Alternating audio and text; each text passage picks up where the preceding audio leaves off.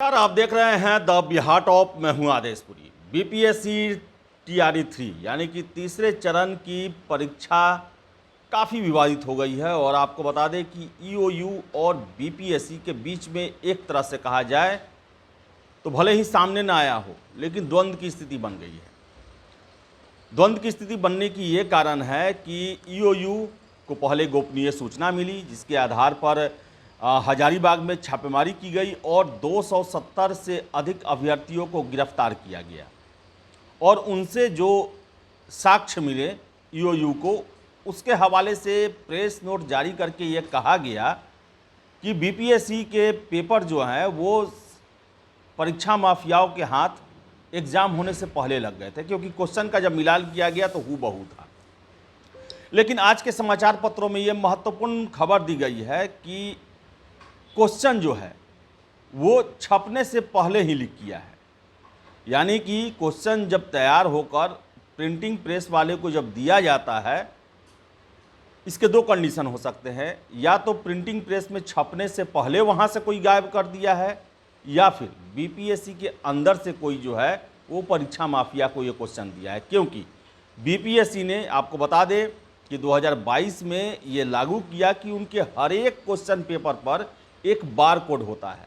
हर एक पेपर पर bar code होता है। ये इसलिए बनाया गया था, बार कोड दिया गया था कि कोई भी उसका फ़ोटो लेगा तो फ़ोटो लेने वाले का भी सूचना पता चल जाएगा। फिर से बार कोड से ये भी हो जाएगा कि किस सेंटर पर, किस क्लासरूम में, किस कैंडिडेट को ये क्वेश्चन पेपर दिया गया है। और जो क्वेश्चन माफियाओं को मिला है उसमें बार कोड नहीं है। अब सबसे बड़ा प्रश्न उठता है कि क्वेश्चन ये लीक हुआ तो कहाँ से हुआ। खबरें चल रही थी कि 26 जिलों में स्ट्रांग रूम बनाए गए थे और वहाँ से भी लीक हो सकता है, लेकिन उसकी अब संभावना खत्म हो गई, क्योंकि स्ट्रांग रूम में जो भी क्वेश्चन जाएंगे वो बारकोड लगे हुए जाएंगे। छपाई होने के बाद जो जिलों को डिस्ट्रीब्यूट किया जाता है उस हिसाब से जाएंगे, लेकिन उस समय का तो क्वेश्चन लीक है ही नहीं। क्वेश्चन तो लीक है छपाई से पहले का, जो क्वेश्चन बन के जाता है आयोग से या फिर छपाई होने से पहले। अब ये जांच का विषय है कि क्वेश्चन कहाँ से लीक हुआ है, लेकिन आपको हम बता दें कि अब जो है आयोग के अधिकारी, कर्मचारी या कहे तो पूरा आयोग जो है वो जांच के दायरे में आ सकता है। ऐसी खबरें भी दी गई हैं। ईओयू ने कहा है बीपीएससी को कि आप एक नोडल अधिकारी की नियुक्ति करें, जो हम समय समय पर जानकारियां मांगेंगे वो हमें मुहैया कराए जा सके। इसके अलावा परीक्षा जो टीआरई 3 कराया है जो टीम, उनका भी जांच हो सकता है। ऐसा खबर जो है आज के समाचार पत्रों में दिया गया है। आपको बता दें, जो खबरें निकल के आ रही है उसके मुताबिक बिहार लोक सेवा आयोग के द्वारा ली गई तीसरे चरण की शिक्षक भर्ती परीक्षा के प्रश्न पत्र और आंसर लीक मामले में प्रश्न पत्र की छपाई करने वाली एजेंसी और प्रिंटिंग प्रेस भी जांच के दायरे में है। आर्थिक अपराध इकाई के सूत्रों के मुताबिक हजारीबाग छापेमारी के दौरान सॉल्वर गिरोह के पास मिले प्रश्न पत्र पर बारकोड नहीं मिला था। इससे आशंका जताई जा रही है कि प्रश्न पत्र छपाई के लिए प्रेस में जाने से पहले या छपाई से पहले ही लीक हुई थी। यह प्रश्न पत्र सॉल्वर गिरोह को पेन ड्राइव में सॉफ्ट कॉपी के रूप में मिला था। ईओयू को शक है कि इसमें परीक्षा संचालन से जुड़ा कोई अहम व्यक्ति शामिल हो सकता है।